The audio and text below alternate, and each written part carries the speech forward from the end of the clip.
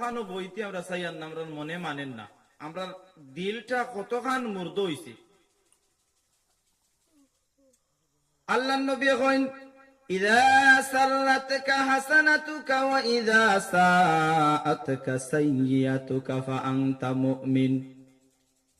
যদি ইবাদত করার বাদে তোমার দিলের মধ্যে শান্তি আয়, আর গুনাহ করার বাদে দিলের মাঝে ডর আয়, গুনাহ করার বাদে যদি দিল ডর আয়, আহারে আমি গুনাহটা করলাম কোন কারণে, গুনাহটা না করলেও তো পারতাম, কোন কারণে গুনাহ করলাম। আর ইবাদত করার বাদে যদি দিলের মাঝে মজা লাগে, আল্লাহর নবী কইছেন ফা আনতা মুমিন। সুবহানাল্লাহ। আমরা দেখুন জানি মসজিদ ঘর হামাইতে তাড়াতাড়ি খালি বার হইতাম কিলা চাই, আল্লাহর ঘর মসজিদ কোন বালা কাম করতে সময় খালি উড়া তাড়া করি, কোন কারণে? কারণ আমরা দিলটা মুর্দ হয়ে গেছে। বালা জিনিস, ইমানদারের মন বালা জিনিস সব সময় থাকবো।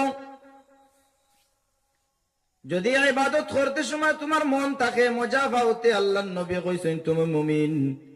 আর যদি বালা কোন জায়গায় যাওয়ার বাদে তোমার মনে মানে না, মনে বুড়া লাগে, আল্লাহর নবী কইছেন জানিয়া রাখিও, যদি তুমি বালা কোনো কাম করতে তোমার মন চায় না, আর বাদ কোনো কাম করতে সময় তোমার মন চাইতে, জানিয়া রাখিও তুমি মুমিন নাই।